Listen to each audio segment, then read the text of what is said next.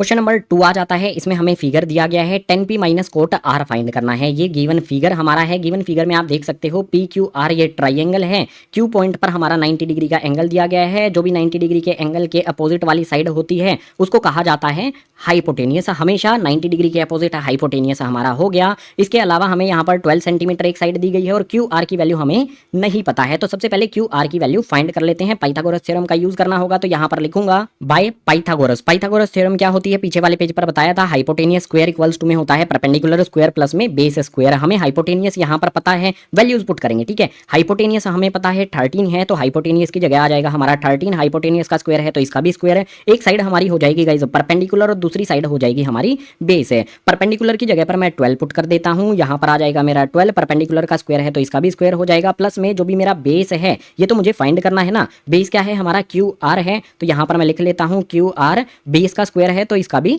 Square हो जाएगा। हमें यहाँ से क्यू आर की वैल्यू फाइंड करनी है तो क्या किया जाएगा, सबसे पहले 13 का स्क्वायर करेंगे जो होता है 169 है इक्वल्स टू में उसके बाद 12 का स्क्वायर हमें करना है। 12 का स्क्वायर यानी कि 12 को 12 से मल्टीप्लाई करना, ये हो जाता है हमारा 144 प्लस में हमारा Q R square as it is रहेगा। 169 एज इट इज यहाँ पर लिख लेंगे। हमें यहाँ से क्या करना होगा 144 जो प्लस का है इधर शिफ्ट कर देना होगा, माइनस का 144 हो जाएगा इक्वल्स टू में हमारा Q R square as it is रहेगा। यहाँ पर 169 में से 144 को सब्ट्रैक्ट करूंगा तो मिल जाएगा मुझे 25 इक्वल्स टू में क्यू आर का स्क्वायर एज इट इज। मुझे इसे स्क्वायर को हटाना होगा। स्क्वायर हटाने के लिए मुझे रूट लगाना सबसे इजी तरीका लगता है। अगर इस साइड में रूट लगाया है तो 25 पर भी मुझे रूट बनाना पड़ेगा। अब सीधी सी बात है, इस स्क्वायर से मैं रूट को कैंसिल कर सकता हूं, कर देता हूं भाई। स्क्वायर से रूट कैंसिल होने पर हमारा इधर क्यू आर आ जाएगा जो यहाँ पर मुझे 25 रूट के अंदर है। अगर मैं इसको सोल्व करूंगा रूट के अंदर मेरा 25 है। 25 बनता कैसे है, 5 को 5 से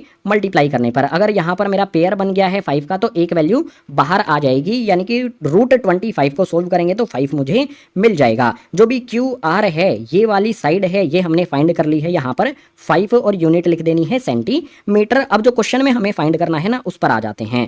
10p माइनस में कोट आर हमें फाइंड करना है तो भाई सबसे पहले 10 यहाँ पर लिखेंगे, उसके बाद p लिख लेते हैं, माइनस में यहाँ पर मैं लिख लेता हूँ कोट आर। अब देखो 10p के लिए हमारा फ्रैक्शन क्या बनेगा, सिंपल सीधी बात होगी हमारा 10p 10 के लिए हमारा फ्रैक्शन क्या होता है, ट्रिग्नोमेट्रिक रेशियो क्या होता है, परपेंडिकुलर अपॉन में बेस होता है। तो यहाँ पर मैं लिख लेता हूँ परपेंडिकुलर अपॉन में बेस है। इसके बाद माइनस का साइन लगा देता हूँ। कोट आर दिया गया है, कोट के लिए हमारा फ्रैक्शन क्या होता है, जो भी 10 के लिए दिया गया होता है इसी को हमें पलट देना होता है। 10 के लिए हमारा क्या है परपेंडिकुलर अपॉन बेस, कोट इसका रेसिप्रोकल होता है, यानी कि इसको उल्टा कर देंगे, बेस को ऊपर लेकर आ जाएंगे, परपेंडिकुलर को नीचे लेकर आ जाएंगे। अब इनकी वैल्यूज हमें बहुत ध्यान से डिसाइड करनी है। इनकी वैल्यूज बहुत इंपॉर्टेंट है। डायरेक्ट मत कर देना कि भाई ये परपेंडिकुलर हो गया ये बेस हो गया और पुट करके सोल्व कर दिया। ध्यान से समझो। सबसे पहले 10p पी पॉइंट के अकॉर्डिंग हमें चलना है। पी पॉइंट हमारा यहाँ पर ये एंगल हो जाएगा। ठीक है, पी पॉइंट हमारा एंगल हो गया। पी के अपोजिट क्या हो जाएगा हमारा परपेंडिकुलर हो जाएगा और P के साथ वाली जो साइड है ये बेस हो जाएगी। P पॉइंट जो भी हमारा P एंगल है इसके अकॉर्डिंग हमारा परपेंडिकुलर और बेस हमने डिसाइड किया। अब वैल्यू पुट करेंगे। परपेंडिकुलर की वैल्यू हमने पुट करनी है, कितना हो जाएगा 5 सेंटीमीटर और बेस कितना हो जाएगा यहाँ पर आप देख सकते हो 12 सेंटीमीटर। तो ये 5 अपॉन में 12 आ गया, माइनस का साइन एज इट इज लगा लो। अब यहाँ पर P एंगल से आर एंगल आ जाता है, यानी कि जो भी हमारा परपेंडिकुलर और बेस हमने डिसाइड किया था वो चेंज हो जाएगा। अब बात करते हैं एंगल आर की। एंगल आर कहां पर आता है, ये रहा एंगल आर। तो एंगल आर के अपोजिट वाली साइड हो जाएगी परपेंडिकुलर, एंगल आर के साथ वाली साइड हो जाएगी हमारी बेस। हमेशा यही होता है कि जो भी एंगल है उसके अपोजिट वाली साइड परपेंडिकुलर ली जाती है। इस बात को आपने ध्यान में रखना है। सो सिंपल, हमें क्या करना है बेस अपॉन में परपेंडिकुलर करना है। बेस हमारा 5 है, परपेंडिकुलर हमारा 12 है, तो यहाँ पर आ जाएगा बेस 5 परपेंडिकुलर 12 है। ध्यान से देखोगे तो इस तरफ भी 5/12 है, इस तरफ भी 5/12 है। 5/12 में से 5/12 को सब्ट्रैक्ट करोगे तो आ जाएगा हमारा क्वेश्चन नंबर 2 के लिए आंसर 0। क्वेश्चन नंबर 2 आंसर हमने फाइंड किया तो क्वेश्चन नंबर 2 हुआ कंप्लीट। क्वेश्चन नंबर 3 के लिए चलते हैं अगले पेज पर।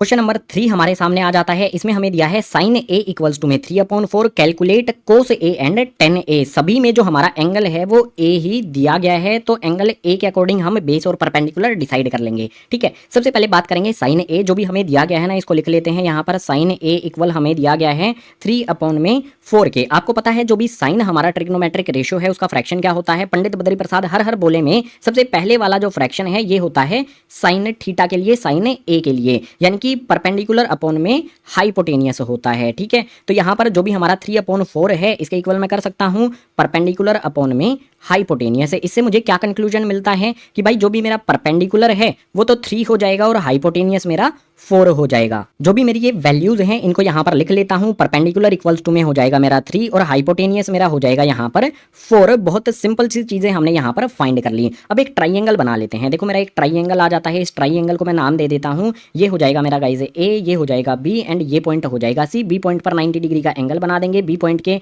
अपोजिट जो भी बी एंगल है हमारा, इसके अपोजिट क्या हो जाएगी हमारी हाइपोटेनियस हो जाएगी। अब एंगल ए की बात हम कर रहे हैं तो एंगल ए के अकॉर्डिंग हमें चलना है। एंगल ए के अकॉर्डिंग एंगल ए के अपोजिट वाली साइड क्या होती है, हमेशा परपेंडिकुलर होती है, और एंगल ए के साथ वाली जो साइड है वो बेस हो जाएगी। बहुत सिंपल चीजें अब तक हमने क्वेश्चन नंबर 1 में भी की, 2 में भी की कि एंगल के अकॉर्डिंग हम परपेंडिकुलर और बेस कैसे डिसाइड करते हैं, वही चीज यहां पर हमने की है।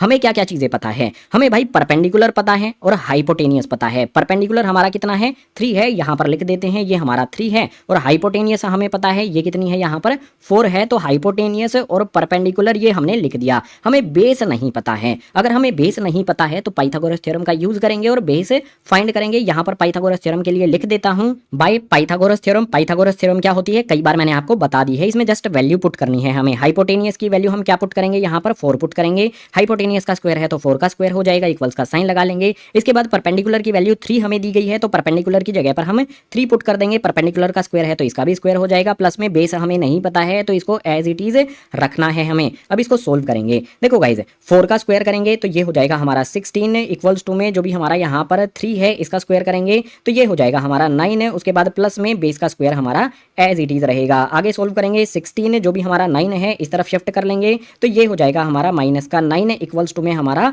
बेस का स्क्वायर रहेगा। 16 में से 9 को सब्ट्रैक्ट करेंगे तो ये हो जाएगा हमारा 7 इक्वल्स टू में हमारा बेस का स्क्वायर हो जाएगा। अब एक बात मुझे बताओ, हर बार हम स्क्वायर को हटाने के लिए जो करते हैं वही करेंगे भाई। रूट लगा देंगे यहाँ पर भी और यहाँ पर भी। इस साइड में मेरा जो भी यहाँ पर स्क्वायर है इससे रूट को मैं कैंसिल कर दूंगा तो बेस मुझे मिल जाएगा, और यहाँ पर रूट से 7 को बाहर निकालेंगे तो हमारा क्या होगा, इरेशनल वैल्यू हमें मिलेगी। तो हम क्या करते हैं रूट 7 एज इट इज यहाँ पर लिख लेते हैं। जो भी हमारा बेस है वो क्या हो जाएगा, हमने यहाँ पर फाइंड किया है रूट 7, इसको एज इट इज हम लिखेंगे। अब बात करेंगे जो भी चीजें हमें फाइंड करनी है उनकी। एक लाइन लगा लेता हूं, यहाँ पर सीधी लाइन लगाता हूं, इसको हटा के ये हमारी एक लाइन आ गई है। हमें कोस ए और tan a फाइंड करना है तो भाई यहाँ पर लिख लेता हूं मैं कोस ए।